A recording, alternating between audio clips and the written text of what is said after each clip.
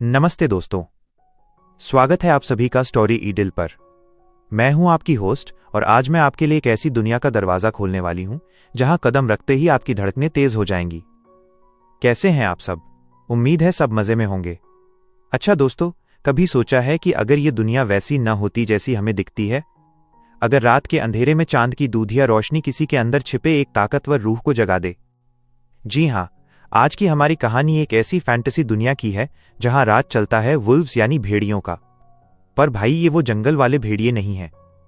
ये एक ऐसी जादुई और रहस्यमयी दुनिया है जहां इंसानी शक्ल के पीछे भेड़ियों की ताकत छिपी है। यहां कबीले हैं, बड़े बड़े साम्राज्य हैं और है एक अजीब सा कानून। यहां कोई अल्फा बनकर पूरी दुनिया को अपने कदमों में रखता है तो किसी को अपनी पहचान के लिए हर पल संघर्ष करना पड़ता है। इस दुनिया में प्यार सिर्फ एक एहसास नहीं, बल्कि रूहों का वो बंधन है जिसे खुद कुदरत चुनती है। और यकीन मानिए, जब यहां नफरत और धोखे की आग सुलगती है तो बड़े बड़े कबीले खाक हो जाते हैं। तो क्या आप तैयार हैं स्टोरी ईडिल के साथ इस जादुई सफर पर निकलने के लिए? दिल थाम कर बैठिए, क्योंकि इस कहानी में मोड़ इतने हैं कि आप अपनी पलकें झपकना भूल जाएंगे। और हां, अगर कहानी सुनते सुनते आपको भी अपने अंदर एक वुल्फ की दहाड़ सुनाई दे तो समझ जाना कि जादू शुरू हो चुका है। चलिए शुरू करते हैं आज का ये रोमांचक सफर। एक नई शुरुआत। खुशी का नजरिया, पीओवी। खुशी, अपना सामान पैक करो, तुम्हारी 4 साल की सजा पूरी हुई। सिल्वर फैंग डिटेंशन सेंटर के ठंडे कंक्रीट के गलियारे में सुरक्षा गार्ड की आवाज गूंजी। गार्ड ने मेरी ओर देखा भी नहीं, उसका ध्यान बस अपनी फाइल पर था। वह बेरुखी मेरे इस समाज में निचले दर्जे की आखिरी याद दिला रही थी। मैं चुपचाप खड़ी रही जब उसने मेरी कलाई पर बंधे ओमेगा बैंड को स्कैन किया। यह खास चांदी से बना बैंड मुझ जैसी ओमेगा भेड़ियों की पहले से ही सीमित शक्तियों को पूरी तरह दबाने के लिए बनाया गया था। रिलीज होने से पहले कुछ पूछना है? उसने यंत्रवत पूछा, जैसे वो सदियों से यही रटा रटाया संवाद बोल रहा हो। नहीं, मैंने धीमे स्वर में उत्तर दिया। मैं जानती थी कि मुझ जैसों के सवालों का यहां कोई स्वागत नहीं होता। 20 मिनट बाद अपनी पुरानी नागरिक पोशाक पहनकर और अपना मामूली सामान लेकर जब मैं जेल के भारी लोहे के दरवाजों से बाहर निकली तो उनके बंद होने की आवाज मेरे कानों में अंतिम फैसले की तरह गूंजी। 4 साल बाद मैंने आजाद हवा में सांस ली। लेकिन ऐसी आजादी का क्या मतलब जब दुनिया आपको अपनाना ही न चाहे? मेरे कंधे पर एक पुराना बैग था जिसमें कुछ फटे पुराने कपड़े, गणित की एक पुरानी किताब और मेरी दादी का दिया हुआ वो चांदी का पेंडेंट था। बैग का वजन तो कुछ नहीं था, पर यादों का बोझ बहुत भारी था। मेरे अंदर मेरी भेड़िया ट्रेसी बेचैनी से छटपटा रही थी। 4 साल तक दवाओं के जरिए उसे दबाकर रखा गया था। अब वो इन जंगलों में दौड़ने के लिए बेताब थी। पर मैंने उसे शांत किया। अभी नहीं, हमें बहुत सावधान रहना होगा। कड़वा सामना। जेल के गेट के बाहर का नजारा देखकर मेरा दिल बैठ गया। वहां एक चमचमाती काली एसयूवी खड़ी थी और उसके पास 2 ऐसे लोग थे जिन्हें मैं दोबारा कभी नहीं देखना चाहती थी, तन्वी और कुणाल। तन्वी सुनहरे रंग के लिबास में बेहद खूबसूरत लग रही थी, जो उसके ऊंचे खानदान और रसूख को दर्शा रहा था। उसके बगल में कुणाल खड़ा था। एक महंगे सूट में उसकी नीली स्लेटी आंखें उसके रसूखदार ग्रेसन पैक की विरासत की गवाही दे रही थीं। उन्हें साथ देखकर मेरे सीने में एक टीज उठी। 4 साल पहले मैंने तन्वी को अपनी सगी बहन जैसा मानकर उस पर भरोसा किया था। मुझे जरा भी अंदाजा नहीं था कि वही मुझे जेल पहुंचाने की साजिश रचेगी ताकि वो कुणाल को मुझसे छीन सके। और कुणाल, वो मेरा पहला प्यार था। वो इकलौता इंसान था जिस पर मुझे अटूट विश्वास था। पर मैं गलत थी। खुशी, तन्वी ने उस बनावटी मिठास के साथ आवाज दी जिसने कभी मुझे धोखा दिया था। आखिरकार तुम बाहर आ ही गईं। हम तुम्हें लेने आए हैं। तन्वी की नजरों में साफ तिरस्कार था। उसकी नजरों में मैं वाकई उस कत्ल की दोषी थी जो मैंने कभी किया ही नहीं था, वह गुनाह जो उसने खुद मुझ पर मढ़ा था। कुणाल चुपचाप खड़ा था। उसके चेहरे पर पछतावा था या ग्लानि, ये समझना मुश्किल था। वो आगे बढ़ा। खुशी, प्लीज हमें तुम्हें घर छोड़ने दो। कम से कम इतना तो करने दो। मैंने उसके उस चेहरे को देखा जिसे मैं कभी अपनी दुनिया मानती थी, पर अब वहां सिर्फ खालीपन था। जेल की सलाखों ने मेरे दिल के हर जज्बात को जलाकर राख कर दिया था। रहस्यमयी अजनबी। मैंने उनके साथ जाने से मना कर दिया और बस स्टॉप की ओर बढ़ गई। कुछ देर बाद हवा में एक अजीब सा बदलाव महसूस हुआ। मेरी भेड़िया अचानक सतर्क हो गई। आसपास कोई अल्फा शक्तिशाली भेड़िया था और कोई मामूली नहीं। उसकी ऊर्जा बहुत ही शक्तिशाली और प्रभुत्व वाली थी। तभी सड़क पर एक आधी रात जैसी काली स्पोर्ट्स कार धीमी गति से मेरे पास से गुजरी। उसके शीशे पूरी तरह काले थे। मेरी भेड़िया ने अनजाने में ही सम्मान में अपना सिर झुका लिया, हालांकि मैं खुद को सख्त बनाए रखने की कोशिश कर रही थी। शहर की बस स्टैंड पर रुकी। जैसे ही मैं बस में चढ़ने वाली थी, मेरी नजर उस काली कार पर पड़ी। कार का शीशा थोड़ा सा नीचे हुआ। वहां से दो आंखों ने मुझे देखा, गहरी, भेदने वाली और रहस्यमयी, जैसे आधी रात को जमी हुई कोई झील हो। एक पल के लिए जैसे वक्त थम गया। बस ड्राइवर के खांसने की आवाज ने मेरा ध्यान तोड़ा। मैं जल्दी से बस के अंदर चढ़ गई और दरवाजे बंद हो गए। पीछे छूट गई वो रहस्यमयी कार और वो अजनबी जो न जाने क्यों मुझमें इतनी दिलचस्पी ले रहा था। अध्याय 2, नियति का बुलावा। अहंकार का नजरिया, पानरेज ईओवी। मेरे हाथों में मौजूद फाइल में आने वाली सगाई की रस्म की सारी जानकारी थी। जब मेरी स्पोर्ट्स कार शहर की सड़कों से गुजर रही थी, मैंने एक आखिरी बार उन शर्तों को पढ़ा। मेरे परिवार ने मुझे मेरे भतीजे आर्यन और तन्वी के बीच के इस गठबंधन को अंतिम रूप देने की जिम्मेदारी सौंपी थी। अल्फा, हम 15 मिनट में तन्वी के बंगले पर पहुंच जाएंगे, मेरे साथी जय ने गाड़ी चलाते हुए कहा। मैंने बस सिर हिला दिया। आर्यन और तन्वी का ये रिश्ता मेरी पसंद नहीं था। आर्यन के पिता ने इसे दोनों परिवारों की ताकत बढ़ाने के लिए तय किया था। एक मुखिया और आर्यन का चाचा होने के नाते मेरा काम बस रस्मों को पूरा करना और अपने परिवार का पक्ष रखना था। मेरी मां इस शादी को लेकर बहुत उत्साहित थीं, जो दरअसल मेरे लिए एक चेतावनी थी। देखो, आर्यन को भी अपना जीवन साथी मिल गया। सुबह फोन पर मां की कही बातें मेरे कानों में गूंज रही थीं। अहंकार, तुम 31 साल के हो गए हो। अब समय आ गया है कि तुम अपनी जीवन संगिनी ढूंढो। तुम्हारी उम्र के हर मुखिया के बच्चे अब अपने कबीले में खेल रहे हैं। मैंने एक ठंडी आह भरी। मां मुझे ये याद दिलाने का कोई मौका नहीं छोड़ती थीं।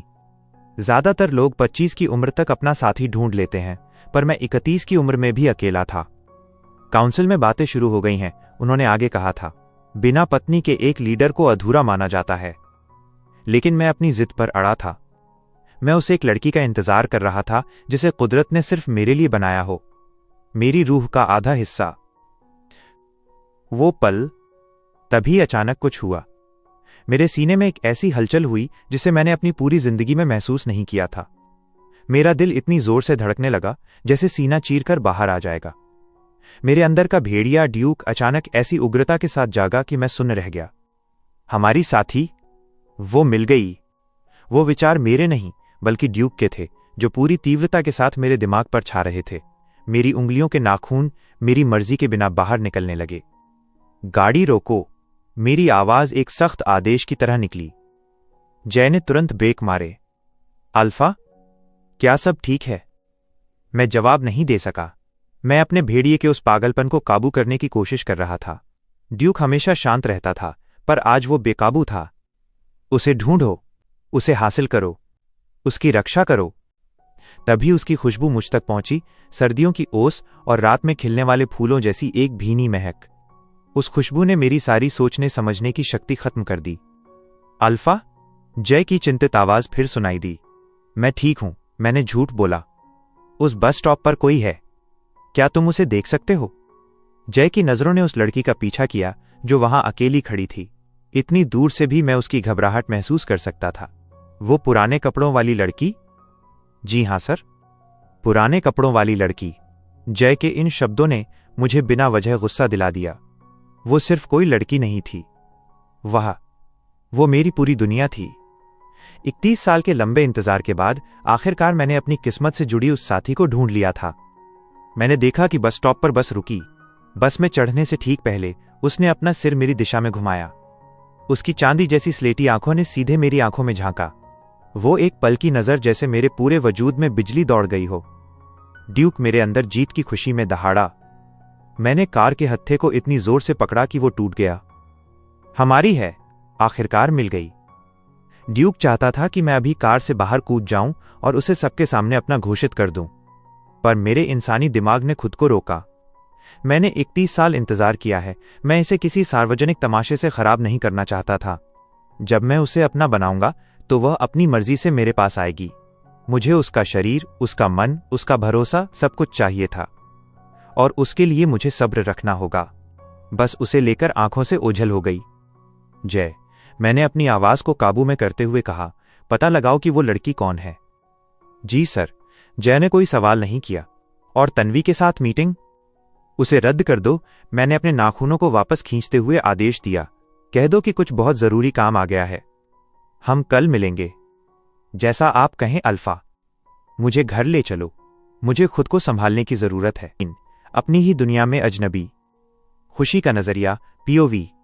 जेल से रिहा होने के बाद मेरे पास जाने के लिए कोई और जगह नहीं थी, इसलिए मैं वापस खन्ना निवास लौट आई, ये जानते हुए भी कि यहां मेरा स्वागत नहीं होगा।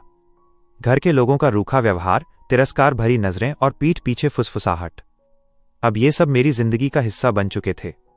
एक अनचाही ओमेगा, कमजोर भेड़िया के लिए यही नियति थी। ध्यान से सुनो, मेरी माँ माया खन्ना ने कल सुबह अपनी कॉफी का घूंट भरते हुए कहा था, अगर तुम्हें इस छत के नीचे रहना है और स्कूल जाना है तो तुम्हें हमारे नियमों का पालन करना होगा। उनकी आंखें मुझ पर टिकी थीं, जिनमें ममता की जगह कठोरता थी। अविनाश जी, मेरे सौतेले पिता, तुम्हारी पढ़ाई का खर्च उठाने के लिए तैयार हैं। कम से कम तुम तमीज से रहकर और इस परिवार को और शर्मिंदा न करके अपना आभार जता सकती हो। मैंने बस सिर झुका लिया। उनकी इस बेरुखी से अब मुझे हैरानी नहीं होती थी। आज माया ने हमारी पुरानी नौकरानी शांति काकी को निर्देश दिया था कि वो मेरे रहने के लिए कोई सही जगह ढूंढ लें। मेरे साथ आओ बेटा, शांति काकी ने धीमे स्वर में कहा। वो इस घर में अकेली थीं, जो मेरे प्रति कभी निर्दयी नहीं रहीं। हम जैसे ही दूसरी मंजिल पर पहुंचे, मुझे एक जानी पहचानी खुशबू आई, महंगे परफ्यूम और रेशमी कपड़ों की महक। ये यहां क्या कर रही है? एक तेज आवाज ने सन्नाटे को चीर दिया। मीरा गलियारे के अंत में खड़ी थी। वह तन्वी की छोटी बहन थी और हमेशा की तरह सलीके से तैयार थी। मीरा बिटिया, शांति काकी ने अदब से कहा, मालकिन ने खुशी के रहने का इंतजाम करने को कहा है। मीरा ने मुझे ऊपर से नीचे तक देखा और उसके होठों पर नफरत भरी मुस्कान आ गई। एक कातिल में वापस आने की हिम्मत भी है। उसने बात काकी से की, पर उसकी नजरें मुझ पर गड़ी थीं, जैसे वो मुझे इंसान नहीं बल्कि एक खतरा मान रही हो। मीरा बिटिया, मालकिन ने कहा था, काकी ने बोलना चाहा। ठीक है, मीरा ने हाथ झटकते हुए कहा, इसे पिछले हिस्से के उस कोने वाले कमरे में डाल दो जहां पहले बागवान रहता था। शांति काकी हिचकिचाईं, पर वो कमरा, वो तो बरसों से बंद पड़ा है। वहां तो नौकरों के कमरे से भी बदतर हालत होगी। ये खन्ना खानदान का घर है ना? मीरा का स्वर तीखा हो गया। मेरे पिता आपको तनख्वाह देते हैं, यह ओमेगा नहीं। अगर मैंने अपने पिता की नई पत्नी मेरी मां को स्वीकार कर लिया है तो इसका मतलब ये नहीं कि मैं इस लड़की को भी झेलूंगी। वो कमरा ठीक है, मैंने शांति से कहा। मैं नहीं चाहती थी कि मेरी वजह से काकी को और बातें सुननी पड़ें। मीरा के चेहरे पर जीत की चमक आ गई। चलो, कम से कम तुम्हें अपनी औकात तो पता है। पुराना कमरा और पुरानी यादें। जब हम नौकरों वाले गलियारे के आखिरी दरवाजे पर पहुंचे तो शांति काकी ने एक पुरानी चाबी निकाली। दरवाजा खुलते ही धूल और सीलन की महक मेरे नथुनों से टकराई। एक छोटा सा बिस्तर, एक टूटी हुई कुर्सी और एक पुरानी अलमारी, बस यही मेरा नया आशियाना था। बेटा, ये जगह रहने लायक नहीं है, काकी ने दुखी होकर कहा। मैं किसी से बात करती हूं। नहीं काकी, ये ठीक है। मैंने इससे भी बुरी जगहें देखी हैं, मैंने अपना बैग रखते हुए कहा। जेल की कोठरी इससे छोटी और ठंडी थी, जहां हर वक्त खतरा बना रहता था। यहां कम से कम मैं अकेली थी। कई घंटों की साफ सफाई के बाद मैंने उस कमरे को रहने लायक बनाया। मेरे कपड़े धूल से भर चुके थे, बाल बिखरे थे और मुझे जोरों की भूख लगी थी। दोपहर के 12 बज रहे थे। मैंने सोचा कि चुपके से रसोई में जाकर कुछ खाने को ले आती हूं, इससे पहले कि कोई मुझे देखे। लेकिन मेरी किस्मत इतनी अच्छी कहां थी। जैसे ही मैं मुख्य हॉल से गुजर रही थी, मुझे अविनाश जी की भारी आवाज सुनाई दी। वो दफ्तर से जल्दी आ गए थे। मैं वापस भागने ही वाली थी कि तभी एक ऐसी खुशबू आई जिसने मेरी अंतरात्मा को झकझोर दिया। एक अल्फा की खुशबू, शक्तिशाली, बेजोड़। अगले ही पल मेरी सांसें अटक गईं। मेरे सामने वही नीली स्लेटी आंखें थीं जो कल बस स्टैंड पर कार की खिड़की से मुझे देख रही थीं। वे आंखें तूफान से पहले के आसमान जैसी गहरी थीं। एक पल के लिए मैं सब कुछ भूल गई। मैं कहाँ हूं, मेरे कपड़े कितने गंदे हैं, सब कुछ। अविनाश जी मुझे देखकर ठिठक गए। उनकी भौहें सिकुड़ गईं। खुशी, तुम्हारी ये क्या हालत है? उन्होंने सवाल तो मुझसे किया था, पर मेरी नजरें उस अजनबी पर टिकी थीं जो अब एक शिकारी की तरह मुझे देख रहा था। वही अहंकार था जिसकी मौजूदगी मात्र से पूरा कमरा छोटा लगने लगा था। मुखौटे और सच। खुशी का नजरिया, पीओवी। अविनाश जी की नजरें मेरे धूल से सने कपड़ों पर टिकी थीं और उनके चेहरे पर साफ असंतोष था। इससे पहले कि मैं कुछ कहती, शांति काकी नए बिस्तर की चादरें लेकर वहां आ गईं। सामने का नजारा देखकर वो ठिठक गईं। शांति, अविनाश जी ने तुरंत उनसे पूछा, खुशी की ये हालत क्यों है? ऐसा लग रहा है जैसे ये किसी कबाड़ खाने से आ रही है। साहब, मैं, काकी हिचकिचाईं। वो परिवार के झगड़े में फंसना नहीं चाहती थीं। मीरा बिटिया ने कहा था कि खुशी को पिछले हिस्से के उस पुराने कमरे में ठहराया जाए। वो वहीं की सफाई कर रही थी। इससे पहले कि बात आगे बढ़ती, मेरी मां माया खन्ना वहां आ पहुंची। वहां अहंकार को खड़ा देखकर उनकी आंखें चमक उठीं। वो अपनी रेशमी साड़ी को ठीक करते हुए एक बड़ी मुस्कान के साथ उनके पास पहुंची, जैसे उन्हें इस तनाव का एहसास ही न हो। अल्फा अहंकार, आप यहां? क्या सुखद आश्चर्य है, वो चहकते हुए बोलीं। मुझे अंदाजा नहीं था कि आप आज आने वाले हैं। अहंकार ने बस शिष्टाचार में अपना सिर हिलाया। उनके चेहरे के भाव गंभीर थे। नमस्ते श्रीमती खन्ना। मैं ये नाम सुनकर सुन्न रह गई। अहंकार यानी ग्रेसन पैक का सबसे शक्तिशाली लीडर, इस पूरे इलाके का सबसे रसूखदार भेड़िया। अहंकार की नजरें मुझ पर टिकी थीं। उन्होंने माया से पूछा, ये कौन है? मुझे लगा आपकी सिर्फ 2 बेटियां हैं। माया की मुस्कान थोड़ी फीकी पड़ गई। उन्होंने मेरी धूल भरी हालत को देखा और उनके चेहरे पर नापसंदगी साफ झलकने लगी। ओह, ये खुशी है, उन्होंने बड़े ठंडे स्वर में कहा। मेरे पिछले रिश्ते से मेरी बेटी, ये कुछ समय बाहर रहने के बाद अभी वापस आई है। माया ने अहंकार और मेरे बीच की चुप्पी को भांपते हुए अपनी आंखें सिकोड़ीं। मुझे उम्मीद है कि इसने आपको परेशान नहीं किया होगा।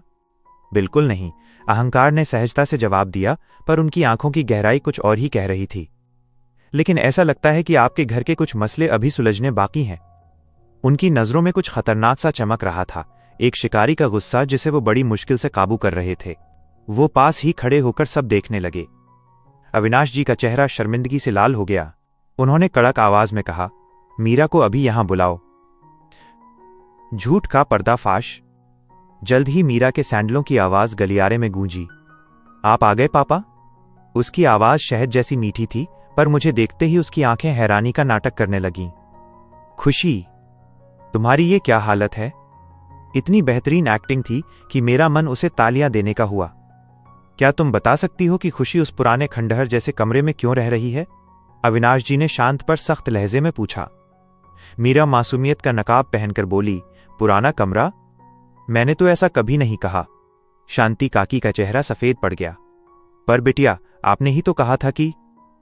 मैं किसी को भी उन गंदे कमरों में रहने को क्यों कहूंगी? मीरा ने बीच में ही बात काट दी। शांति काकी, आप इतनी निर्दयी कैसे हो सकती हैं कि मेरा नाम ले रही हैं? माया तुरंत अपनी बेटी के बचाव में आगे आईं। बस बहुत हुआ।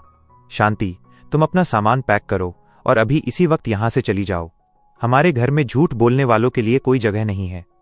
शांति काकी का सिर झुक गया। मीम साहब, प्लीज, मेरे घर में 3 छोटे बच्चे हैं। मुझे इस काम की जरूरत है। मुझसे और नहीं सहा गया। काकी ने मेरे प्रति जो दया दिखाई थी, उसके बदले में उन्हें मीरा के झूठ की बलि नहीं चढ़ने दे सकती थी। वो झूठ नहीं बोल रही हैं, मैंने धीमी पर दृढ़ आवाज में कहा। मैं वहीं थी जब मीरा ने उन्हें ये आदेश दिया था। माया ने मुझे अपनी नजरों से जलाने की कोशिश की। खुशी, तुम मामले को और मत बिगाड़ो। मैं मामला नहीं बिगाड़ रही, मैंने हिम्मत जुटाकर कहा। और सच तो यह है कि मुझे उस कमरे से कोई दिक्कत नहीं है। मैंने उसे साफ कर लिया है। ये दोनों एक दूसरे का साथ दे रही हैं, मीरा चिढ़कर बोली। पापा, आप एक ओमेगा की बात मानेंगे? सीसीटीवी कैमरा, शांति काकी ने इस बार मजबूती से कहा। मीरा बिटिया के कमरे के बाहर गलियारे में कैमरा लगा है। उसमें हमारी बातचीत रिकॉर्ड हुई होगी। मीरा के चेहरे का रंग उड़ गया। उसकी बोलती बंद हो गई। अविनाश जी सब समझ गए थे। मीरा, उन्होंने भारी आवाज में कहा, अभी खुशी से माफी मांगो। क्या? पापा, मैं इस ओमेगा से माफी नहीं मांगूंगी। मीरा चिल्लाई। मैं बिल्कुल गंभीर हूं, अविनाश जी ने कहा। और तुम 1 महीने के लिए घर में बंद हो। तुम्हें कोई मून स्टोन्स, हमारी करेंसी नहीं मिलेंगे। ये नाइंसाफी है। मीरा रोती हुई सीढ़ियों से ऊपर भाग गई। माया ने मेरी तरफ मुड़कर कड़वाहट से कहा, अपनी औकात याद रखो और घर में मुश्किलें खड़ी करना बंद करो। पूरे समय मुझे महसूस हो रहा था कि अहंकार अपनी उन नीली स्लेटी आंखों से सब देख रहे थे। वो खन्ना परिवार के खोखलेपन को भांप चुके थे। उनकी मौजूदगी से कमरे में एक अजीब सा भारीपन था। एक नई शुरुआत। मैं वहां से निकलकर सीधे स्कूल पहुंची। मेरी टीचर मिसेस खन्ना, सेरा ने मेरा स्वागत किया।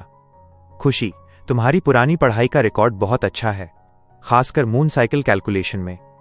ये एक ऐसी कला है जिसमें हम चांद की चाल से भेड़ियों की ताकत का सटीक अंदाजा लगाते हैं।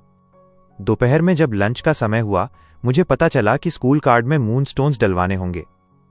मेरे पास अभी पैसे नहीं हैं, मैंने हिचकिचाते हुए कहा।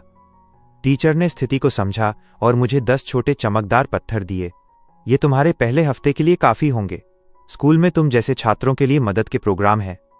शुक्रिया, मैंने धीमे से कहा। मेरी मां ने मुझे 1 पैसा तक नहीं दिया था। मीरा को हर हफ्ते जेब खर्च मिलता था, पर मुझे खुद का रास्ता खुद बनाना था। कई जगह भटकने के बाद मुझे मूनलाइट शैडो नाम के एक कैफे में नौकरी मिल गई। वहां के मैनेजर, एक बुजुर्ग भेड़िए ने जब देखा कि मैं मुश्किल हिसाब किताब चुटकियों में कर लेती हूं, तो उन्होंने मुझे तुरंत काम पर रख लिया। स्कूल के बाद तुम यहां काम कर सकती हो, उन्होंने कहा। यह मेरे लिए बिल्कुल सही था। जितना कम समय मैं खन्ना निवास में बिताऊंगी, उतना ही मेरे लिए अच्छा होगा। पर मैं ये नहीं जानती थी कि एक अकेली ओमेगा लड़की के लिए रात का समय कितना खतरनाक हो सकता है। रक्षक का आगमन। अहंकार का नजरिया।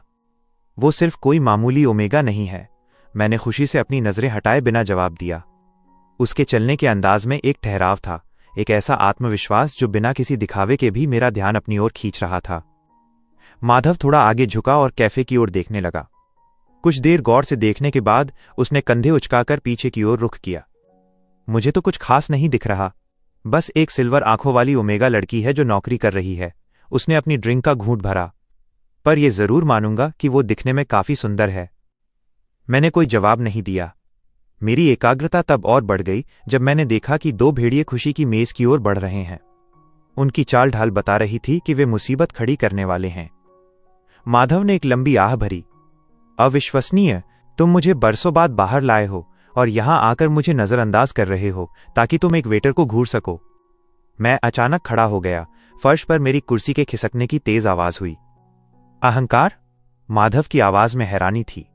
वो मुसीबत में है, मैंने संक्षेप में कहा और सीढ़ियों की ओर तेजी से बढ़ गया। क्या हो रहा है? माधव की चिड़चिड़ाहट तुरंत चिंता में बदल गई जब उसने नीचे देखा। ओह, समझ गया, वे लड़के कुछ ठीक नहीं लग रहे।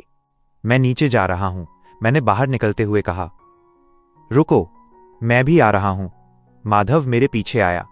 जब तक हम कैफे के पास पहुंचे, स्थिति बिगड़ चुकी थी। खुशी उन दोनों के सामने निडर होकर खड़ी थी, जबकि ताकत में वे उससे कहीं ज्यादा थे। मैं बाहर अंधेरे में खड़ा होकर स्थिति को देख रहा था। मैं आखिरी बार कह रही हूं, खुशी की आवाज शांत पर सख्त थी। आपको अपना बिल चुकाना होगा। उनमें से जो लंबा था वो हंसा। और अगर हम न चुकाएं तो तुम जैसी ओमेगा क्या कर लेगी? उसके साथी ने भी मजाक उड़ाया।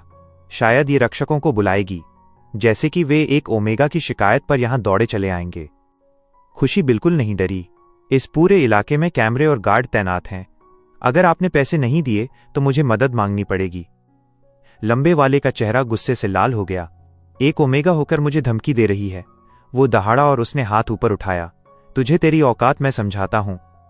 उसका हाथ खुशी की तरफ बढ़ा, लेकिन इससे पहले कि वो उसे छू पाता, मैंने उसकी कलाई को अपनी पकड़ में जकड़ लिया।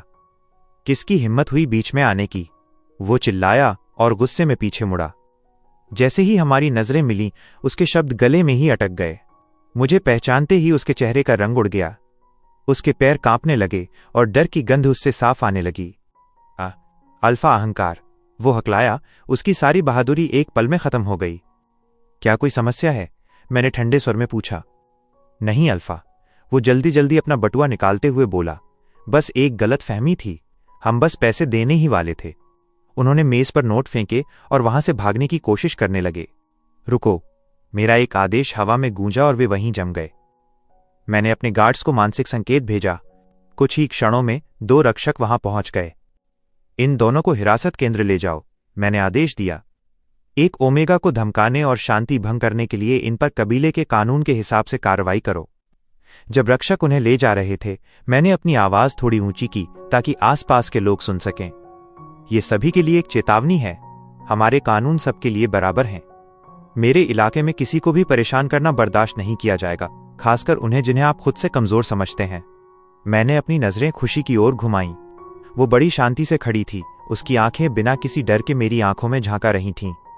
क्या तुम ठीक हो? मैंने अपनी आवाज को नरम किया। वो मेरी नरमी देखकर थोड़ी हैरान हुई।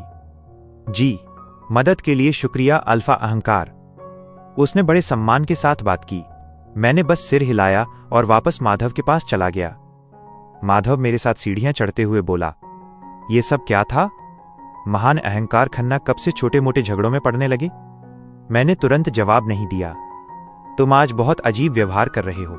माधव ने मेरा चेहरा देखा, फिर उसने कैफे की ओर देखा और फिर मुझे। उसके चेहरे पर समझदारी की चमक आई। रुको, क्या ये उस लड़की के लिए था? क्या तुम्हें आखिरकार कोई पसंद आ गई? वो उत्साहित होकर बोला, तुम्हें आखिरकार कोई मिल गई, शुक्र है। मुझे तो लगने लगा था कि तुम पूरी जिंदगी अकेले ही रहोगे। मैंने उसे एक तीखी नजर से देखा। माधव ने तुरंत हाथ ऊपर कर दिए। मजाक कर रहा था। उसने गला साफ किया। पर सच बताओ, इसमें ऐसा क्या खास है? मैंने सीधे सच कह दिया, वो मेरी किस्मत से जुड़ी साथी है। माधव, जो उस वक्त कुछ पी रहा था, बुरी तरह खांसने लगा। जब वो संभला तो उसकी आंखें फटी रह गईं। तुम्हारी क्या किस्मत वाली साथी? यानी वो जिसे भगवान ने सिर्फ तुम्हारे लिए बनाया है? उसकी आवाज इतनी तेज थी कि आसपास के लोग मुड़कर देखने लगे। मैंने उसे शांति से देखा। क्या तुम पूरे शहर को चिल्लाकर बताना चाहते हो? माधव ने तुरंत अपने मुंह पर हाथ रख लिया। माफ करना भाई, उसने फुसफुसाते हुए कहा, पर तुम ऐसी बात बताओगे तो मैं शांत कैसे रहूंगा? ये तो बहुत बड़ी बात है। दिल की चाहत, अहंकार का नजरिया। मैंने माधव के संभलने का इंतजार किया। कब? माधव ने आखिरकार फुसफुसाते हुए पूछा। वो इतनी उत्सुकता से आगे झुका कि मुझे उसकी आंखों में ढेरों सवाल तैरते हुए दिखाई दे रहे थे। तुम्हें कब पता चला? मैंने अपनी ड्रिंक का एक घूंट भरा, कड़वे एहसास को अपने गले से नीचे उतरने दिया और फिर जवाब दिया। मुझे 2 दिन पहले पता चला, मैंने धीमे स्वर में कहा। मेरी नजरें फिर से नीचे कैफे की ओर चली गईं, जहां खुशी फिर से अपने काम में जुट गई थी जैसे कुछ हुआ ही ना हो। वो एक अचानक हुई मुलाकात थी। माधव ने एक लंबी सीटी बजाई और अविश्वास में अपना सिर हिलाया। अविश्वसनीय, शक्तिशाली मुखिया अहंकार खन्ना की जीवन संगिनी एक ओमेगा है। मेरे अंदर का भेड़िया ड्यूक तुरंत गहराई से दहाड़ा। वो अपनी साथी के प्रति अभी से बहुत सुरक्षात्मक था और उसकी तरफ किए गए किसी भी छोटे से कटाक्ष पर भी उसे गुस्सा आ रहा था। वो इसके काबिल है। ड्यूक के विचार मेरे दिमाग में साफ कौंधे। मुझे कुदरत के इस रिश्ते की ताकत पर ताज्जुब हुआ। सिर्फ 2 दिनों से मैं उसके वजूद को जानता था और मेरा भेड़िया और मैं पहले से ही उसकी रक्षा के लिए एक हो चुके थे। मैंने माधव को एक ठंडी नजर से देखा। उसने तुरंत हार मानते हुए हाथ ऊपर कर दिए। भाई, मैं कोई सवाल नहीं उठा रहा, बस समझने की कोशिश कर रहा हूं। वैसे भी वो 21 की है और तुम 31 के। चाहे जैसे भी देखो, तुम एक मासूम लड़की का दिल चुरा रहे हो। उसने फिर से कैफे की ओर देखा। मेरी किस्मत ऐसी क्यों नहीं है कि गाड़ी चलाते हुए मुझे मेरी साथी मिल जाए? मैंने उसे फिर से एक सख्त नजर से देखा और माधव तुरंत सीधा होकर बैठ गया। उसका चेहरा अब गंभीर था। क्या उसे पता है? उसने खुशी की ओर इशारा करते हुए पूछा कि वो अहंकार खन्ना जैसे शक्तिशाली इंसान की साथी है। मुझे यकीन है कि अगर उसे पता चला तो वो खुशी से झूम उठेगी। उसका नाम खुशी है, मैंने उसे टोकते हुए कहा। और नहीं, मुझे लगता है कि उसे अभी इस बात का अंदाजा नहीं है। माधव उलझन में पड़ गया। क्या? क्यों? तुमने उसे बताया क्यों नहीं? अगर तुम्हें अपनी साथी मिल गई है तो तुम उसे अपने साथ क्यों नहीं रख रहे? मैंने खुशी को मेजों के बीच फुर्ती और सलीके से काम करते देखा। साधारण कपड़ों में भी उसके व्यक्तित्व में एक गरिमा थी जो ऊंचे खानदान के लोगों में भी नहीं होती। क्योंकि 31 साल के इंतजार के बाद मैंने धीरे से कहा, मैं ऐसी साथी नहीं चाहता जो सिर्फ मजबूरी या डर की वजह से मुझे स्वीकार करे। ये रिश्ता बहुत नाजुक है। मैंने माधव की आंखों में आंखें डालकर कहा, मैं नहीं चाहता कि वो मेरी जिंदगी में सिर्फ एक जिम्मेदारी बनकर रहे। मैं चाहता हूं कि वो मुझे खुद चुने। मेरी पकड़ गिलास पर मजबूत हो गई। तुम मुझे लालची कह सकते हो, पर मैं चाहता हूं कि वो पूरी तरह से मेरी हो। सिर्फ उसका शरीर नहीं, बल्कि उसका मन, उसका भरोसा और उसकी वफादारी भी। मैं चाहता हूं कि खुशी मुझे अपना साथी स्वीकार करे। माधव अपनी कुर्सी पर पीछे की ओर झुक गया। दिलचस्प है, मैंने तुम्हें आज से पहले कभी किसी की राय की इतनी परवाह करते नहीं देखा। मुझे आज से पहले कभी मेरी असली साथी भी नहीं मिली थी, मैंने जवाब दिया। बात तो सही है। माधव मेज पर उंगलियां थपथपाने लगा। पर तुम ये राज हमेशा के लिए छिपाकर नहीं रख सकते अहंकार। सही समय आने पर मैं उसे बता दूंगा, मैंने दृढ़ता से कहा। हो सकता है उसे खुद ही इस बात का एहसास हो जाए। ड्यूक मेरे अंदर बेचैनी से छटपटा रहा था। वो चाहता था कि मैं अभी जाकर उसे अपना हक जता दूं, पर मैं जानता था कि इतनी जरूरी चीज में जल्दबाजी करना ठीक नहीं होगा। माधव ने मुझे गौर से देखा और एक गहरी आह भरी। सच कहूं तो मुझे नहीं पता कि तुम्हारी नज़र उस पर पड़ना उसके लिए सबसे अच्छी बात है या उसकी सबसे खराब किस्मत, उसने धीमे से कहा। उस मासूम लड़की को अंदाजा भी नहीं है कि उसके साथ क्या होने वाला है। अचानक उसे इस शहर के सबसे ताकतवर इंसान की पत्नी के रूप में पूरी दुनिया की नज़रों का सामना करना पड़ेगा। वो अकेली नहीं होगी, मैंने भारी और पक्के स्वर में कहा। उसकी राह में जो भी चुनौतियां आएंगी मैं उसके साथ खड़ा रहूंगा। मैं हर खतरे को झेलूंगा, हर गपशप को चुप करा दूंगा और हर रुकावट को खत्म कर दूंगा। मेरी अपनी आवाज की तीव्रता ने मुझे खुद भी चौंका दिया। मेरी मौजूदगी में उसे कुछ नहीं होगा। माधव के चेहरे पर एक मुस्कान आ गई। चलो, अब मुझे अपनी बहन को समझाना पड़ेगा कि वो पिछले 10 साल से तुम पर जो उम्मीदें लगाए बैठी है उन्हें छोड़ दे। माधव बरसों से अपनी बहन और मेरे बीच रिश्ता जोड़ने की कोशिश कर रहा था, पर प्यार और कुदरत के बनाए रिश्तों को साजिशों से नहीं बनाया जा सकता। हमारी बातचीत तब रुकी जब हमने देखा कि नीचे कैफे में खुशी लाइटें बंद करने लगी हैं। बाकी कर्मचारी जा चुके थे और वो अकेले ही दुकान बढ़ाने का काम कर रही थी। माधव ने शरारत से पूछा, क्या तुम उसे घर छोड़ने की पेशकश नहीं करोगे? तुम्हें तो एक रक्षक की तरह उसकी सुरक्षा करनी चाहिए। मैंने सिर हिलाया। ये बहुत साफ हो जाएगा, है ना? मैं ये पक्का करूंगा कि वो सुरक्षित घर पहुंच जाए, पर उसे पता नहीं चलेगा। माधव ने मजाक में अपनी आंखें घुमाईं। सुनो तो जरा, महान लीडर अब प्यार में भी अपनी रणनीतियां लगा रहा है। अध्याय 8, तिरस्कार की दीवारें। खुशी का नजरिया। मैंने कैफे के दरवाजे पर बंद का बोर्ड लटकाया और आखिरी बार गल्ले की जांच की। मूनलाइट शैडो में मेरा पहला दिन काफी अच्छा रहा, हालांकि लगातार भागदौड़ से मेरे शरीर के एक एक हिस्से में दर्द हो रहा था। फिर भी मानसिक तनाव के मुकाबले ये शारीरिक थकान झेलना ज्यादा आसान था। जेल से छूटी एक ओमेगा के रूप में अपनी नई जिंदगी की उलझनों को सुलझाने से बेहतर था कि मैं काम में खुद को थका दूं। लाइटें बंद करने और सुरक्षा तंत्र चालू करने के बाद मैंने अपना झोला कंधे पर लटकाया और रात की ठंडी हवा में बाहर निकल आई। घर का रास्ता शांत था, हालांकि मुझे बार बार ऐसा एहसास हो रहा था जैसे कोई अंधेरे से मुझ पर नजर रख रहा है। जब मैं खन्ना निवास पहुंची तो ये देखकर हैरानी हुई कि मुख्य बंगले की लाइटें अभी भी जल रही थीं। मुझे लगा था कि अब तक सब सो चुके होंगे। जैसे ही मैं सामने के दरवाजे के पास पहुंची, वो खुला और अंदर की रोशनी बरामदे में फैल गई। मीरा बाहर निकली। उसके पीछे एक लंबा और सुंदर लड़का था जिसे मैं नहीं पहचानती थी। वे किसी बात पर हंस रहे थे, पर मुझे देखते ही उनकी बातें अचानक रुक गईं। ओह, मीरा की मुस्कान पल भर में गायब हो गई। तुम वापस आ गई। मैंने बस शिष्टाचार में सिर हिलाया और बिना कुछ कहे उनके पास से निकलने लगी। रुको, उस लड़के ने मुझे ऊपर से नीचे तक देखते हुए कहा। तुम जरूर खुशी हो। मैं रुक गई और एक सुरक्षित दूरी बनाए रखी। उसने बहुत महंगे कपड़े पहने थे और उसके खड़े होने के अंदाज से साफ था कि वो किसी रईस खानदान से है, पर मैं उसे नहीं जानती थी।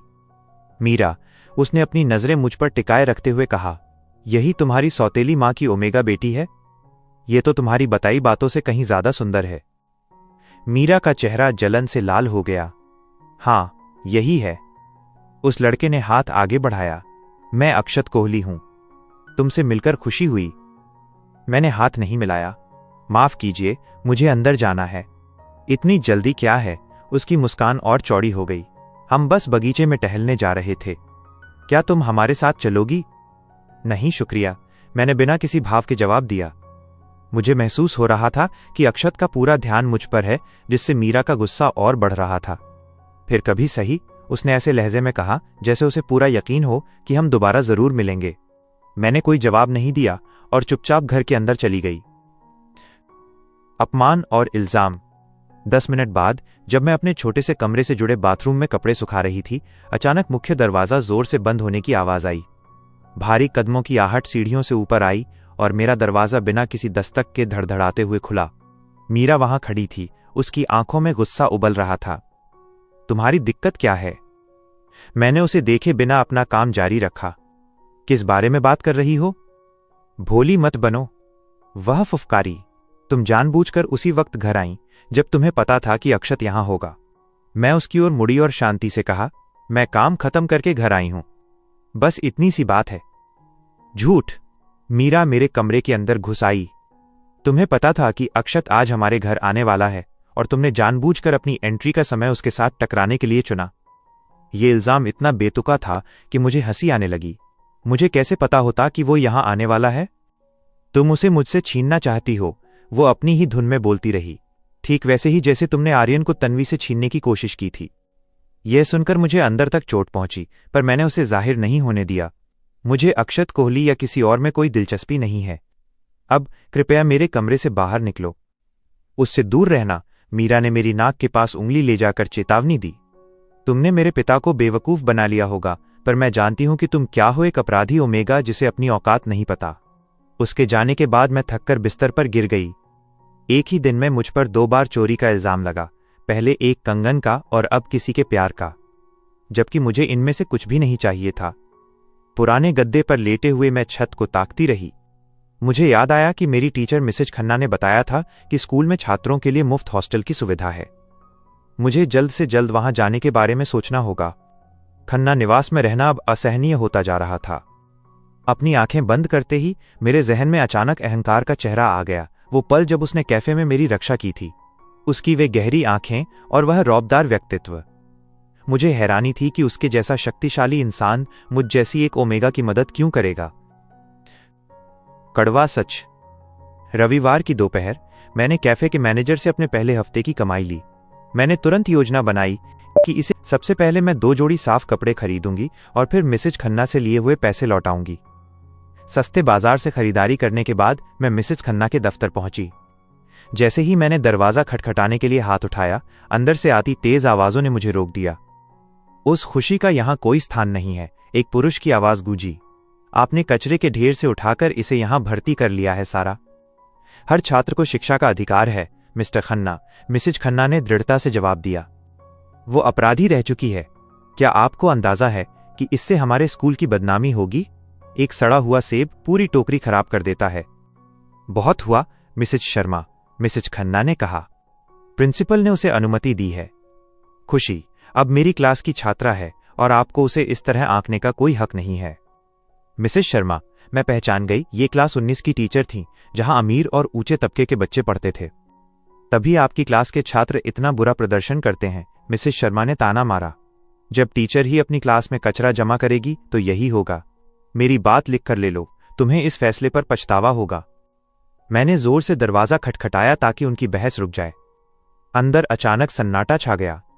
कुछ पल बाद मिसेज खन्ना की आवाज आई, अंदर आ जाओ। 9 दोस्ती का पहला हाथ, खुशी का नजरिया।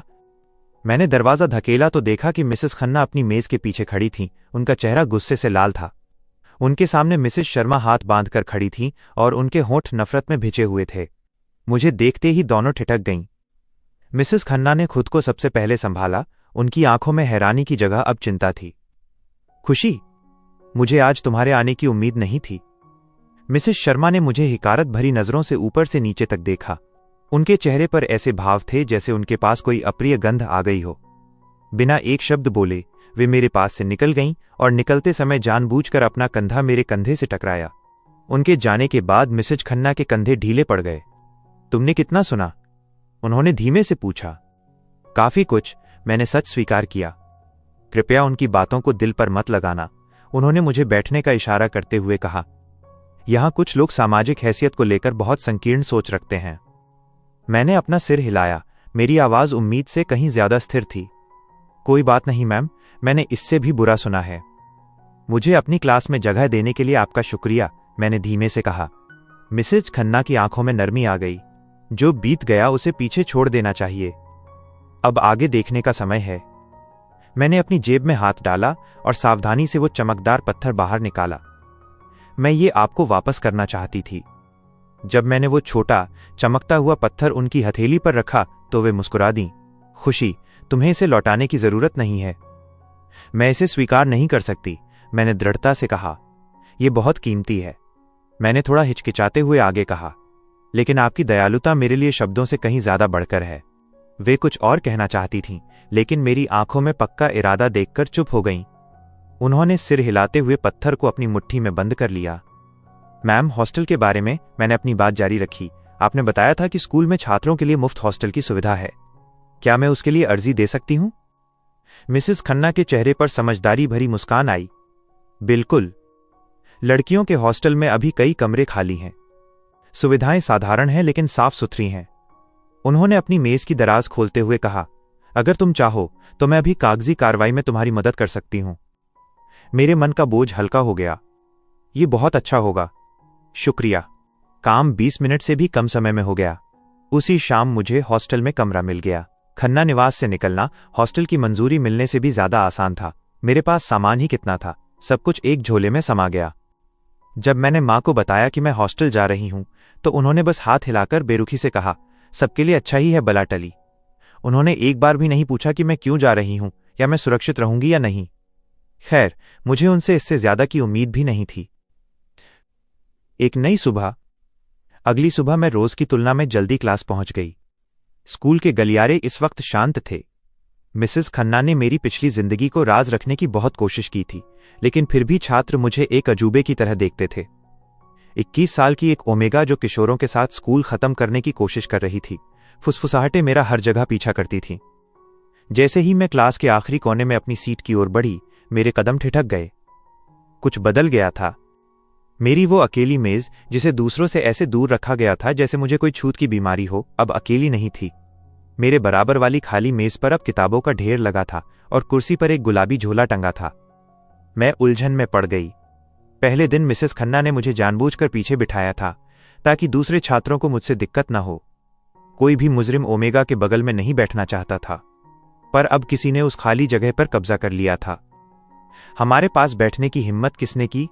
मेरी अंतरात्मा सवाल करने लगी। मैंने इसे नजरअंदाज किया।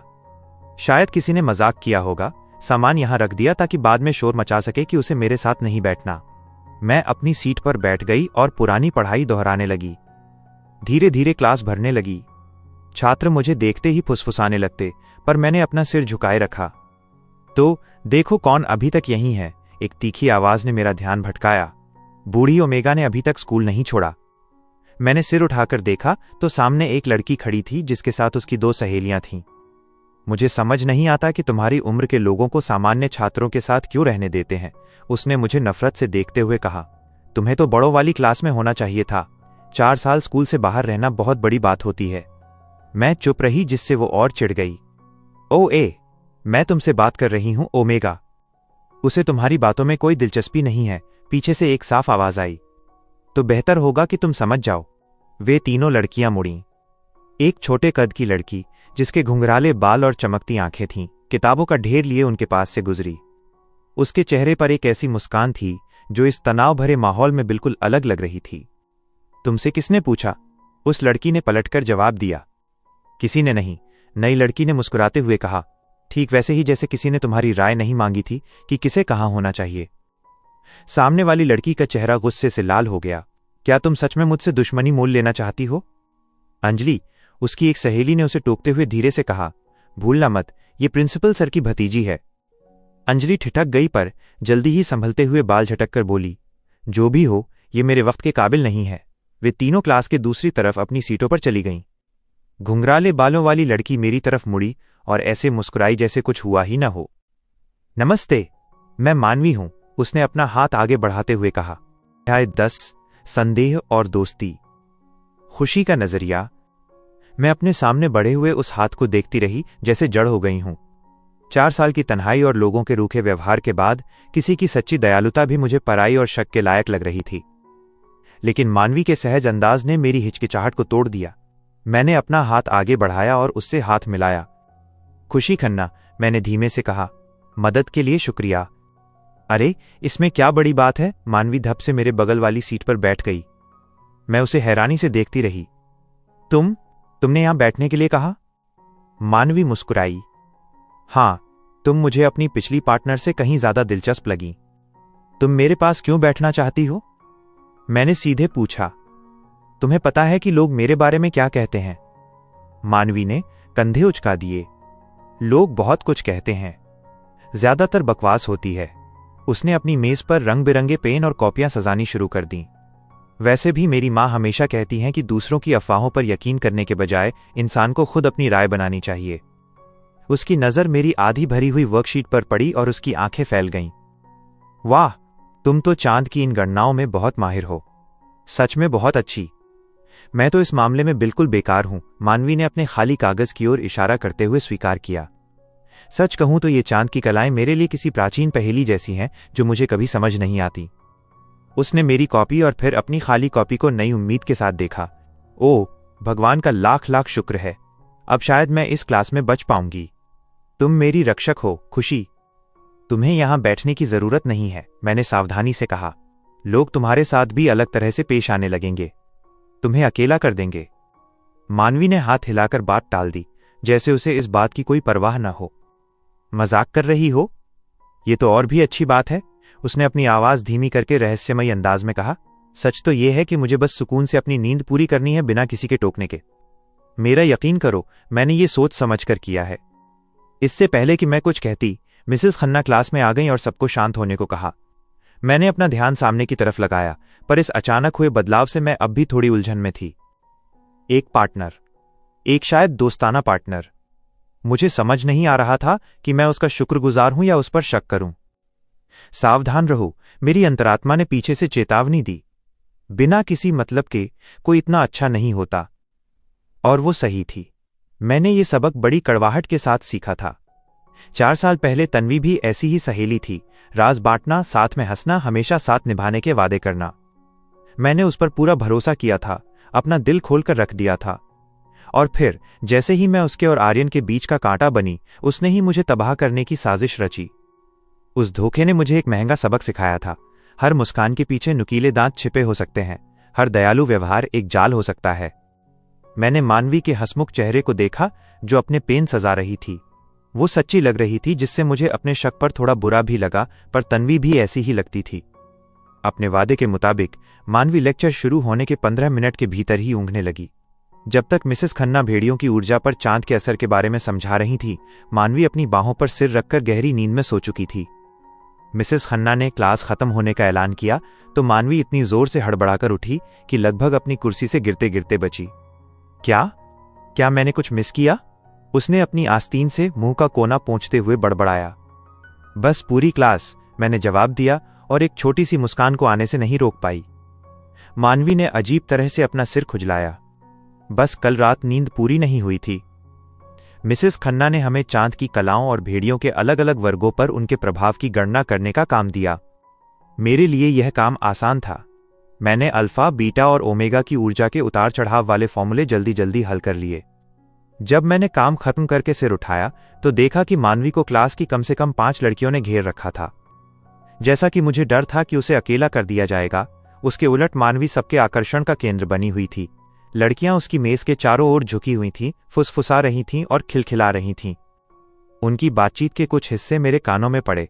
सब कुछ अहंकार खन्ना के बारे में था। क्या यह सच है कि गुस्से में उनकी आंखें चांदी जैसी नीली चमकती हैं? क्या तुम्हें पता है कि वो कैसी जीवन संगिनी ढूंढ रहे हैं? क्या उन्होंने सच में परिषद के तय किए हुए हर रिश्ते को ठुकरा दिया है? मानवी उन सवालों की बौछार से चिढ़ती हुई लग रही थी। उसकी नींद अब पूरी तरह उड़ चुकी थी। भगवान के लिए मैं उनकी जासूसी नहीं करती। मैं कोई पागल पीछा करने वाली लड़की नहीं हूं, वो आखिरकार चिल्ला उठी। अब यहां से जाओ, वरना मैं सबको बता दूंगी कि पिछली बार कबीले की दौड़ में तुम्हें किसने रिजेक्ट किया था, रश्मि। वे लड़कियां तुरंत वहां से खिसक गईं। मानवी मेरी तरफ मुड़ी और माफी मांगने वाले अंदाज में चेहरा बनाया। सॉरी, क्या उन्होंने तुम्हें परेशान किया? मैंने सिर हिलाया। नहीं, मेरा काम वैसे भी खत्म हो गया था। ये लोकप्रिय होना उतना अच्छा नहीं है जितना लगता है, उसने ठंडी आह भरी। सिर्फ इसलिए कि मेरी माँ अहंकार के घर में काम करती हैं, सबको लगता है कि मेरे पास उनके बारे में घर के अंदर की सारी खबरें होंगी। मैं अपनी जिज्ञासा को रोक नहीं पाई। तो तुम अल्फा अहंकार को जानती हो? एक पल के लिए मानवी की आंखों में कुछ चमका घबराहट, पर वो इतनी जल्दी गायब हो गया कि मुझे लगा शायद मेरा वहम था। शायद थोड़ा बहुत, मानवी ने कंधे उचकाए। उसका लहजा जानबूझकर लापरवाह था। मेरा परिवार अहंकार के इलाके में मेरे पैदा होने से भी पहले से रह रहा है। मेरे पिता ने बरसों पहले उनके कबीले के एक बुजुर्ग की जान बचाई थी, इसलिए वे हमेशा हमारे प्रति दयालु रहे हैं। मैंने अहंकार को कभी कभी आसपास देखा है। वो रुकी और अचानक उत्सुकता से मुझे देखने लगी। तुम्हारे बारे में क्या तुम उन्हें जानती हो? इस सवाल ने मुझे चौंका दिया। हमारी उन चंद मुलाकातों की यादें मेरे दिमाग में दौड़ गईं। सच तो ये था कि हमने शायद ही 2 वाक्य एक दूसरे से कहे थे। नहीं, मैंने सिर हिलाते हुए कहा। मानवी के चेहरे के भाव बदले, पहले उलझन और फिर जैसे उसे बहुत बड़ी राहत मिली हो। ओह, ठीक है, उसने कहा। उसके कंधे अब शांत थे। तुम्हें पता है, वे पूरे शहर के सबसे रसूखदार कुंवारे हैं। यहां से लेकर उत्तर के इलाकों तक की हर लड़की उनके सपने देखती होगी। मैं अहंकार के व्यक्तित्व के बारे में सोचने से खुद को नहीं रोक पाई। वे गहरी नीली आंखें, उनका रौबदार अंदाज और उनकी सफेद भेड़िए वाली दुर्लभ शक्ति। उनकी हैसियत और उनके साम्राज्य को देखते हुए वे वाकई बेजोड़ थे। उनमें काबिलियत तो है, मैंने स्वीकार किया। मानवी की आंखों में जो चमक आई थी, उसे देखकर मैं उसे थोड़ा छेड़ने से खुद को नहीं रोक पाई। तो क्या मैं मान लूं कि तुम भी उस चाहने वाली भीड़ का हिस्सा हो? 11 पुराने घाव और नई धमकियां। खुशी का नजरिया। मानवी के गाल शर्म से गुलाबी हो गए। मैं? ओहो, बिल्कुल नहीं। उसने जोर जोर से अपना सिर हिलाया और उसकी आंखों में अहंकार के लिए सच्ची श्रद्धा चमक रही थी। अल्फा अहंकार के लिए मेरे मन में केवल सम्मान और आदर है। वो हमारे कबीले के मुखिया हैं, हमारे रक्षक हैं। उसने विरोध करते हुए अपनी आवाज थोड़ी ऊंची की। उनके बारे में ऐसा सोचना तो पाप जैसा है। मानवी अहंकार खन्ना की उपलब्धियों के गुणगान करने लगी। उसकी प्रतिक्रिया इतनी नाटकीय थी कि मैं अपनी एक छोटी सी मुस्कान रोक नहीं पाई। मुझे अंदाजा नहीं था कि अहंकार के स्कूल के बच्चों में इतने दीवाने प्रशंसक होंगे। मेरी अंतरात्मा ने मेरे दिमाग में चुटकी ली, कितनी मासूम है ये छोटी लड़की। तभी मिसेज खन्ना के सामने आने से क्लास का शोर शांत हो गया। आज जाने से पहले उन्होंने ऐलान किया, मैं सबको याद दिला दूं कि अगले हफ्ते हमारी प्रवेश परीक्षा है। इसमें पहले 2 हफ्तों का सारा सिलेबस आएगा, खासकर चांद की कलाओं की गणना और भेड़ियों की श्रेणियों पर उनके प्रभाव पर ध्यान देना। पूरी क्लास में मायूसी की लहर दौड़ गई। मानवी भी अपनी सीट पर ढीली पड़ गई और सच में परेशान दिखने लगी। मैं तो गई, उसने अपने सिर को हाथों में थामकर फुसफुसाया। पूरी तरह से बर्बाद। घर पर मेरी खुशियां मेरे नंबरों पर टिकी हैं। मां मुझे वो निराशा भरी नजरों से देखेंगी और पापा अपने जमाने के लंबे चौड़े किस्से सुनाने लगेंगे। और मेरा भाई तो मुझे बाहर खेलने तक नहीं जाने देगा। उसकी परेशानी देखकर मैंने उसे दिलासा देने की कोशिश की। अभी भी समय है, मैंने धीमे से कहा। पहले 2 हफ्तों का सिलेबस उतना ज्यादा नहीं है। अगर तुम मुख्य फॉर्मूलों पर ध्यान दो और हिसाब किताब की प्रैक्टिस करो तो तुम अभी भी अच्छा कर सकती हो। सच में? मानवी की आंखों में उम्मीद की एक किरण जागी। मैंने सिर हिलाया। अगर तुम्हें कोई भी सवाल पूछना हो तो तुम मुझसे पूछ सकती हो। अपनी घड़ी पर नजर डालते ही मुझे एहसास हुआ कि मेरी कैफे की शिफ्ट शुरू होने वाली है। मुझे जाना होगा, मैंने जल्दी से अपना सामान समेटते हुए कहा। मेरा काम 20 मिनट में शुरू होने वाला है। रुको, मानवी चिल्लाई और अपनी रंग बिरंगी कॉपियां समेटने लगीं। मैं भी तुम्हारे साथ आ रही हूं। इससे पहले कि मैं कुछ कहती, उसने अपना झोला कंधे पर टांगा और क्लास के बाहर मेरे पीछे चल दी। मैं कैफे में बैठकर पढ़ सकती हूं, उसने मेरे तेज कदमों से कदम मिलाते हुए समझाया। इस तरह अगर मुझे कुछ समझ नहीं आया तो मैं फौरन तुमसे पूछ लूंगी। जब तक हम मूनलाइट शैडो पहुंचे, मानवी ने कोने वाली एक मेज पर कब्जा कर लिया था और अपनी कॉपियों को इंद्रधनुष की तरह फैला दिया था। मैंने अपना एप्रन बांधा और काम शुरू किया। कैफे के मैनेजर ने मानवी और मुझे देखा। तुम्हारी सहेली है? उन्होंने पूछा। क्लास में साथ पढ़ती है, मैंने जवाब दिया। एग्जाम की तैयारी कर रही है। उन्होंने सिर हिलाया और उनके चेहरे पर नरमी आ गई। मैनेजर को पढ़ने वाले बच्चों से हमेशा लगाव रहता था। अगर काम कम हो तो तुम उसकी मदद कर सकती हो। बस अपनी मेजों का ध्यान रखना। शुक्रिया, मैंने उनकी समझदारी के लिए आभार जताया। मानवी ने हमारी बात सुन ली और मुस्कुरा दी। शुक्रिया सर, मैं वादा करती हूं कि मैं इसे ज्यादा परेशान नहीं करूंगी। फिर उसने फौरन 2 कॉफी का ऑर्डर दिया और मेरे डिस्काउंट देने के मना करने के बावजूद पूरे पैसे चुकाए। उसने आंख मारते हुए फुसफुसाया, मैं नहीं चाहती कि तुम्हारे बॉस को लगे कि मैं यहां मुफ्त की चीजों के लिए आई हूं। काम का पहला घंटा बहुत व्यस्त था। मैं मानवी को बीच बीच में अपनी कॉपियों को देखकर परेशान होते और अपने घुंघराले बालों को खींचते हुए देख रही थी। जब भी मैं पास से गुजरती वो उम्मीद से देखती, पर मैं बस एक फीकी मुस्कान देकर आगे बढ़ जाती। आखिरकार शाम ढलते ही भीड़ कम हुई। खिड़की के पास वाली मेज पर आखिरी ऑर्डर पहुंचाने के बाद मैंने अपना एप्रन खोला और मानवी के सामने वाली कुर्सी पर बैठ गई। ठीक है, मैंने उसकी कॉपी अपनी तरफ खींचते हुए कहा। दिखाओ, कहां अटकी हो? मानवी ने एक मुश्किल फॉर्मूले की ओर इशारा किया। सब में। मैं हर चीज में अटक गई हूं। अगले आधे घंटे तक मैंने उसे बुनियादी बातें समझाईं और फॉर्मूलों को आसान हिस्सों में तोड़कर बताया। काम करते हुए मुझे एहसास हुआ कि मानवी असल में काफी समझदार है। चीजें ढंग से समझाने पर वो उन्हें जल्दी समझ लेती थी। तुम मिसेस खन्ना से कहीं ज्यादा साफ समझाती हो, उसने एक सवाल हल करते हुए कहा। तुम इसमें इतनी माहिर कैसे हो गई? शायद अगर तुम क्लास में जागती रहो तो तुम मिसेज खन्ना से भी अच्छा सीख सकती हो, मैंने उसे प्यार से छेड़ा। मानवी बुरा मानने के बजाय हंसने लगी। नहीं, मिसेस खन्ना की आवाज तो सच में नींद की दवाई जैसी है। तभी मेरी जेब में रखे फोन में कंपन हुआ। मैंने स्क्रीन देखी और मेरा गला सूख गया।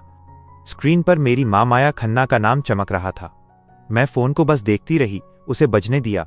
जो भी हो, मुझे यकीन था कि वो कुछ अच्छा नहीं होगा। आखिरकार फोन बजना बंद हुआ।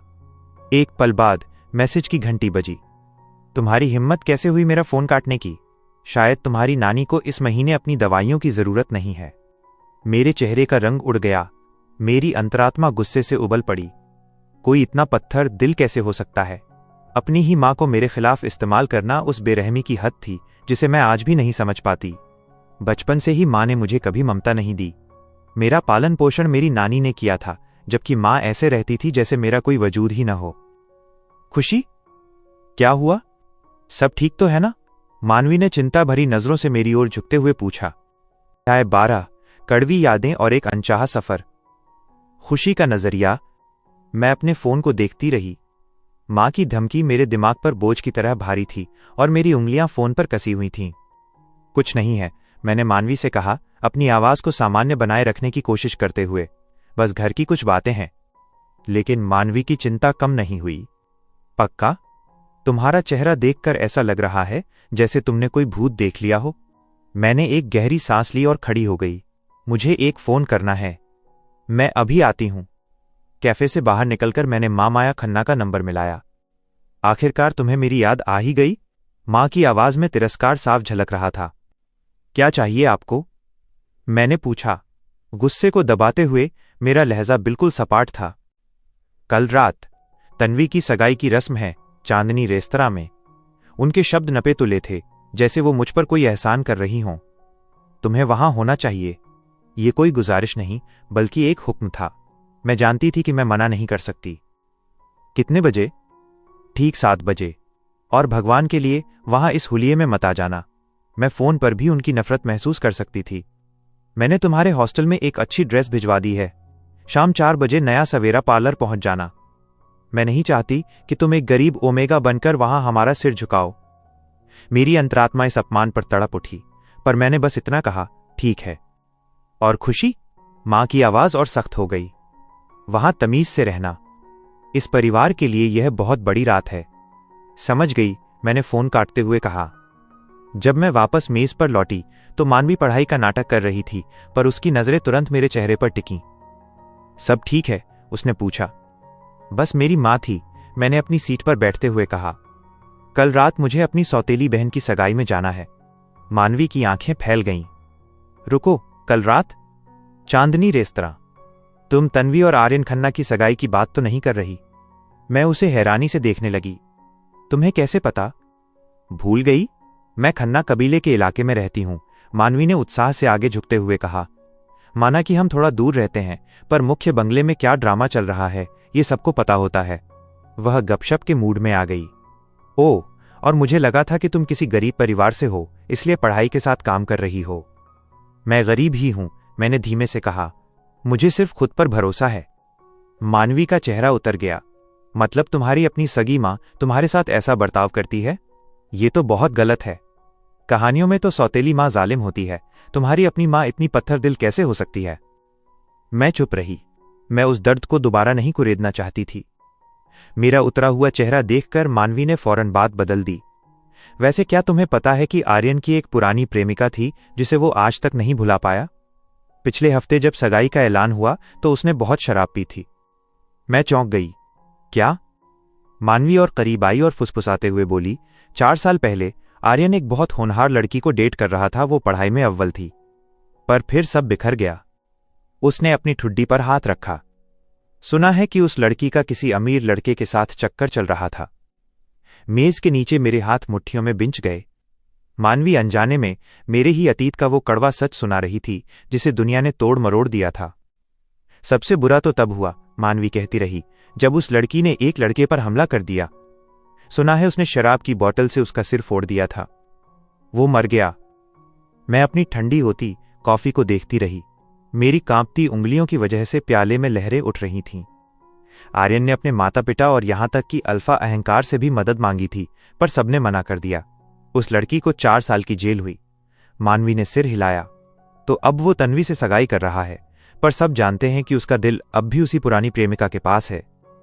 खुशी, तुम ठीक हो? तुम बहुत पीली पड़ गई हो।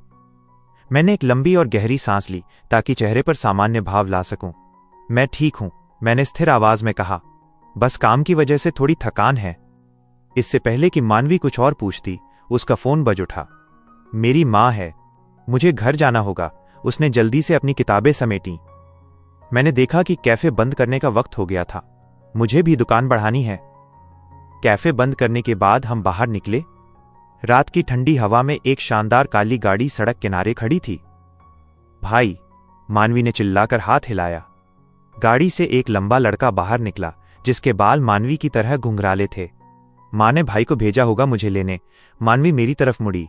बहुत रात हो गई है, हम तुम्हें छोड़ देंगे। नहीं, उसकी जरूरत नहीं, मैंने कहना शुरू किया, पर मानवी ने मेरा हाथ पकड़ लिया। अरे चलो भी, रास्ते में ही तो है।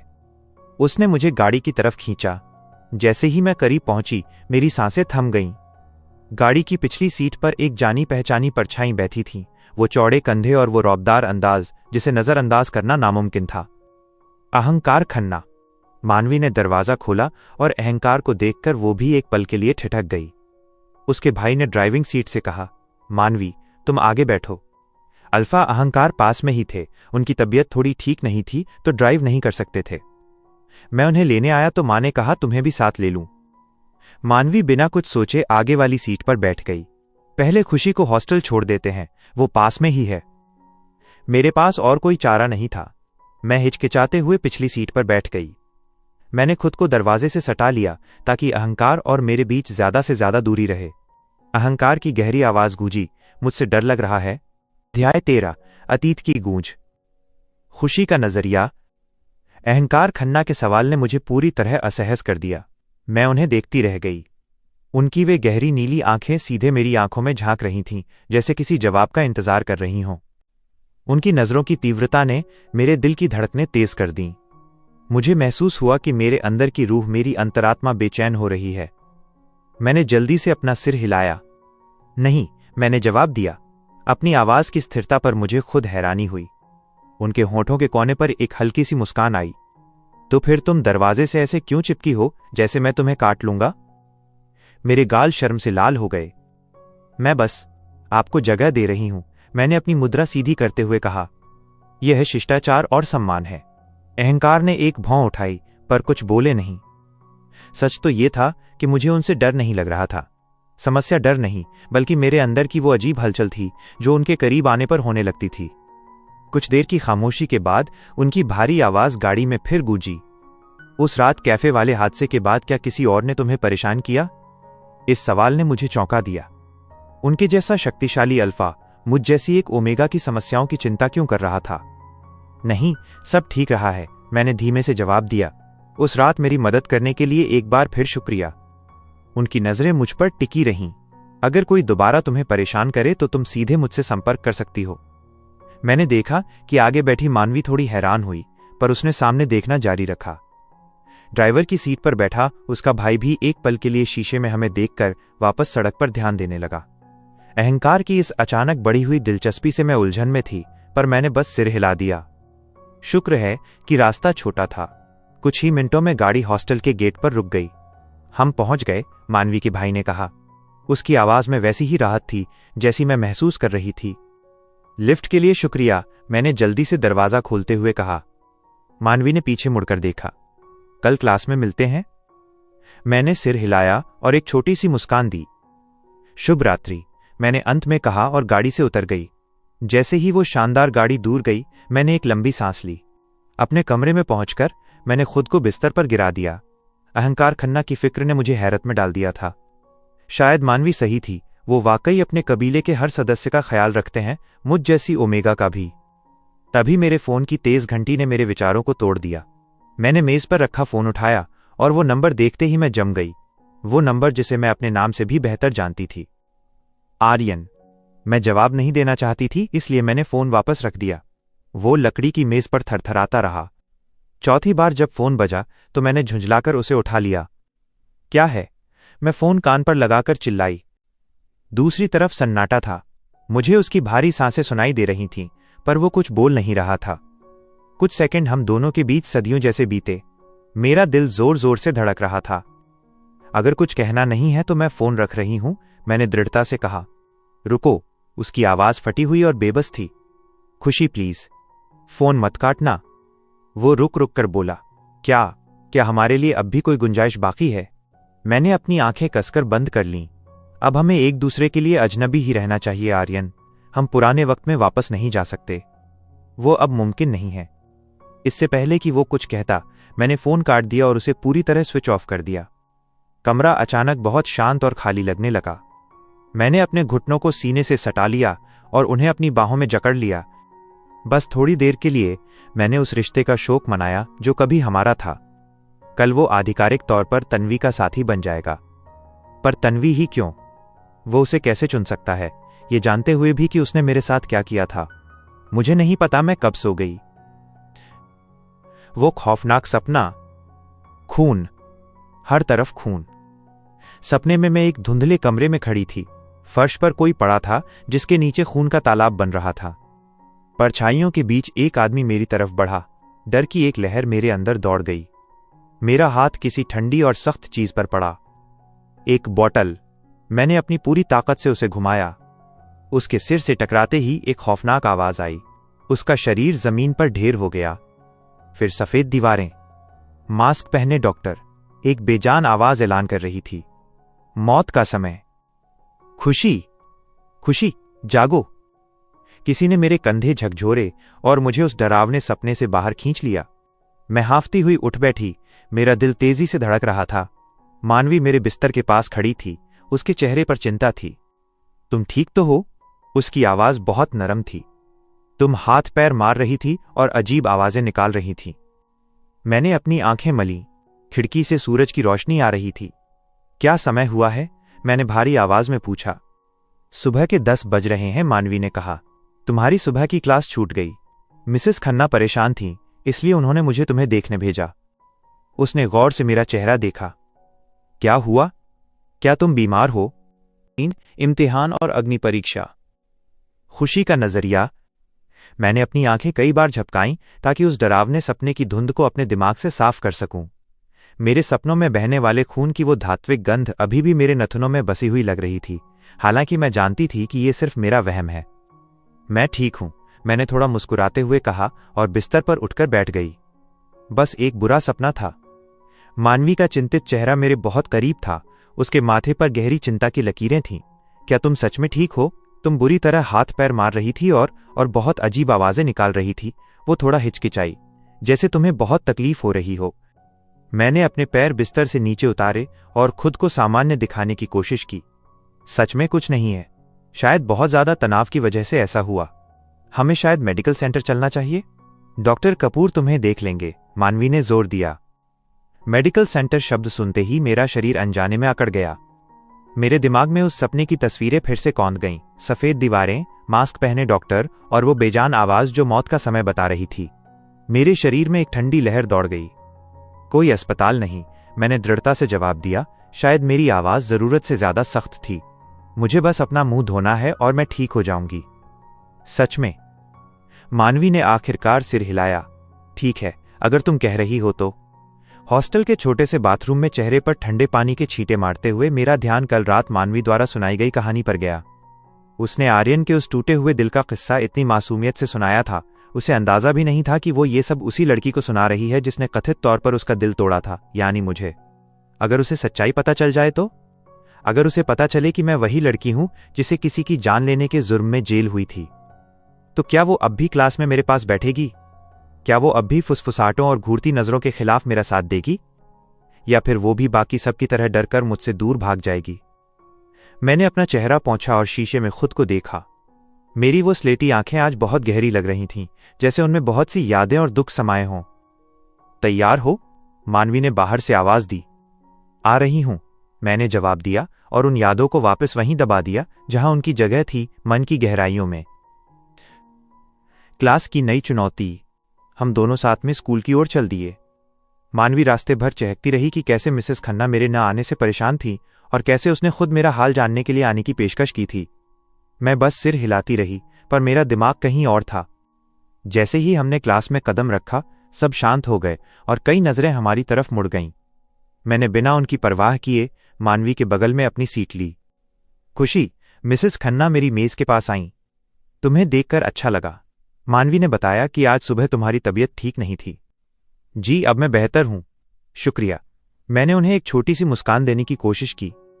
तभी मिसेस खन्ना ने आगे कहा, और मैं तुम्हें बताना चाहती थी कि प्रवेश परीक्षा आज दोपहर में ही होगी। स्कूल प्रशासन ने आज सुबह ही ये बदलाव किया है। मुझे पता है कि समय कम है, पर मैं चाहती हूं कि तुम तैयार रहो। मैंने शांति से सिर हिलाया। मैं तैयार हूं। मेरे बगल में मानवी ने जोर से आह भरी और अपना सिर पीछे झुका लिया। क्या मजाक है? आज दोपहर में? मैंने तो आज रात पढ़ने का सोचा था। मिसेस खन्ना ने मानवी को एक हमदर्दी भरी मुस्कान दी।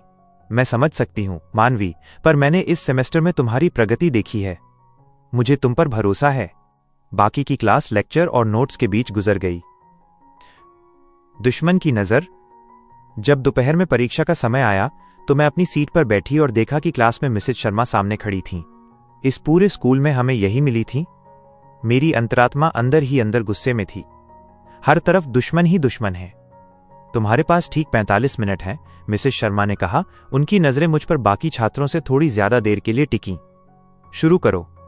मैंने अपना सिर झुकाया और पूरा ध्यान चांद की गणनाओं पर लगा दिया। तभी मुझे ऊंची एड़ी के जूतों की टिक टिक सुनाई दी जो मेरी मेज के करीब आ रही थी। मिसेस शर्मा की मौजूदगी मेरी मेज के पास भारी लगने लगी। उनकी परछाई मेरे पेपर पर पड़ रही थी। वे धीरे धीरे मेरी मेज के चारों ओर घूम रही थीं, जैसे इस ताक में हो कि कब मैं कोई गलती करूं या नकल करते पकड़ी जाऊं। मैंने खुद को शांत रखने की कोशिश की, पर कल रात के सपने की थकान और मिसेस शर्मा की इस हरकत ने मेरा ध्यान भटकाना शुरू कर दिया। 15 मिनट बचे हैं, उन्होंने पूरी क्लास को बताया, पर उनकी नजरें मुझ पर जमी हुई थीं और उनके होठों पर एक हिकारत भरी मुस्कान थी। जब परीक्षा खत्म हुई तो मैं अपना पेपर जमा करने उनकी मेज के पास गई। उन्होंने पेपर लिया और एक सरसरी नजर डाली। बस किसी तरह खत्म कर लिया, मैं देख रही हूं। क्या बस इतना ही कर सकती हो तुम खुशी? उन्होंने इतनी तेज आवाज में कहा कि आसपास के छात्र सुन सकें। बेहतर होगा कि तुम जल्दी ही स्कूल छोड़ दो ताकि तुम्हारी क्लास का रिजल्ट खराब ना हो। कुछ छात्र ये तमाशा देखने के लिए रुक गए।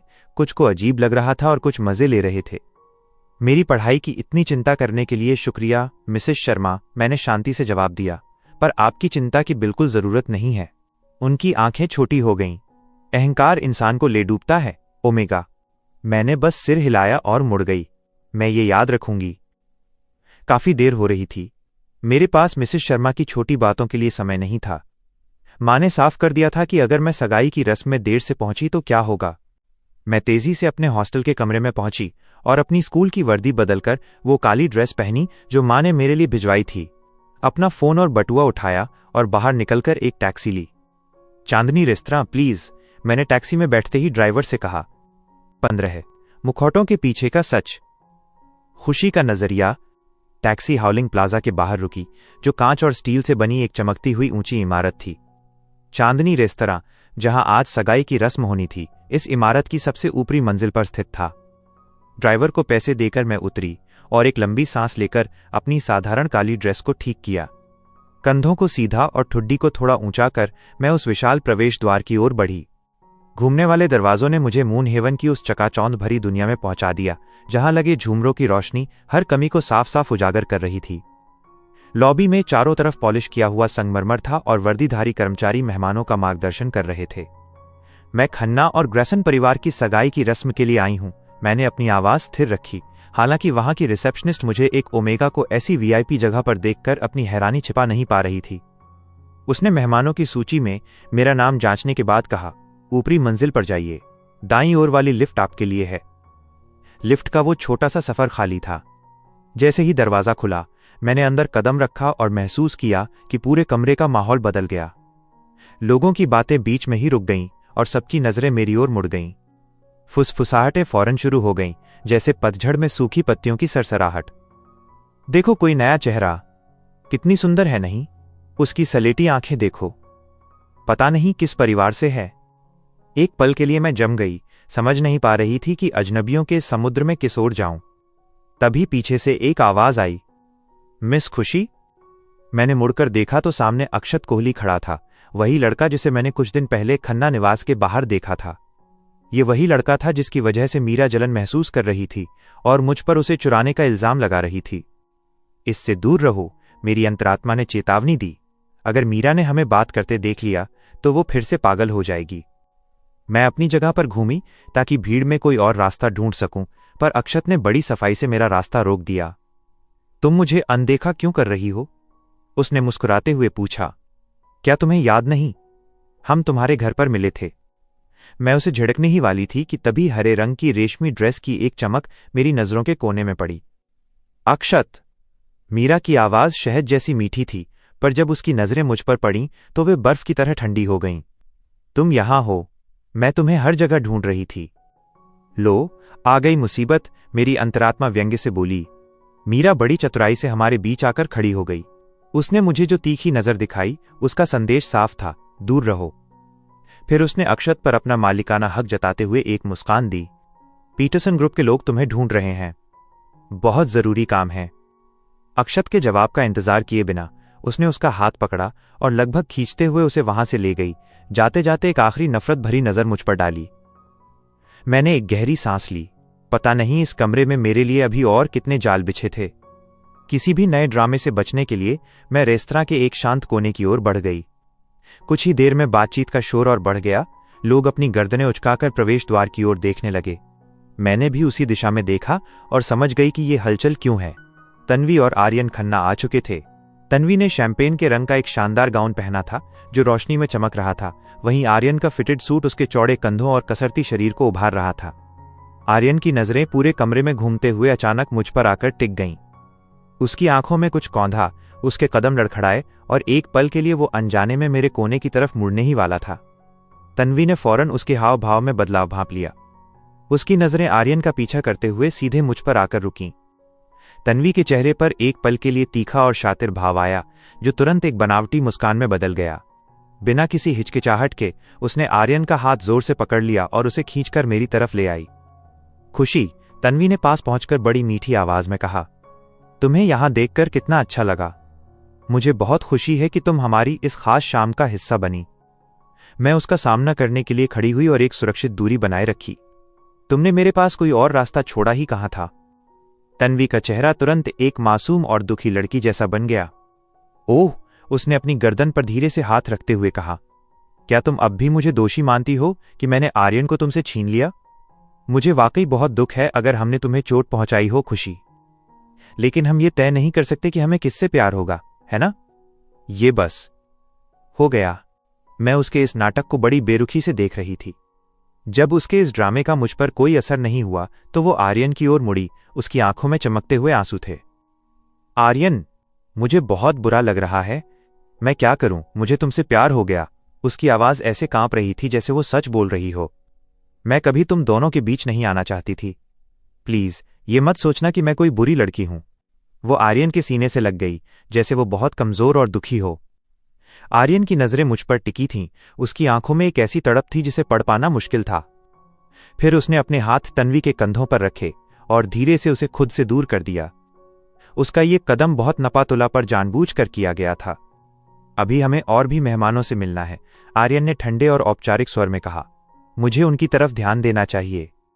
उसने तन्वी के जवाब का इंतजार नहीं किया और मुड़कर चला गया। तन्वी उसे भीड़ में ओझल होते हुए देखती रही। उसके चेहरे से वो मासूमियत का मुखौटा उतर गया और वहां गुस्सा और हैरानी साफ दिखने लगी। जब वो मेरी तरफ मुड़ी तो वो पछतावे वाला चेहरा गायब था। अब वहां केवल ठंडी नफरत थी। वो मेरे और करीब आई और अपनी आवाज इतनी धीमी कर ली कि केवल मैं सुन सकूं। कैसा था वो जेल का अनुभव?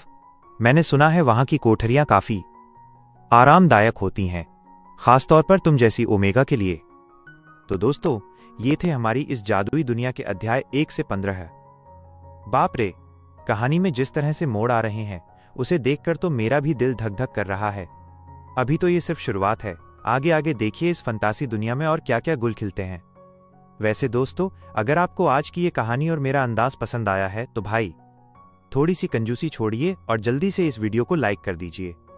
और हाँ, अगर आप चाहते हैं कि मैं इस कहानी के अगले चैप्टर्स बहुत जल्द लेकर आऊं, तो अपने इस चैनल स्टोरी ईडिल को सब्सक्राइब करना बिल्कुल मत भूलना।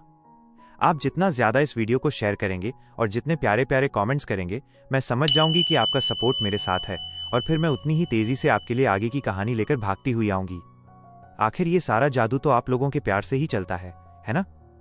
तो चलिए, आज के लिए बस इतना ही। तब तक के लिए अपना और अपने चाहने वालों का ढेर सारा ख्याल रखिएगा, खुश रहिएगा और सुनते रहिएगा स्टोरी ई दिल। मिलते हैं बहुत जल्द अगले चैप्टर्स के साथ। Tata, bye bye.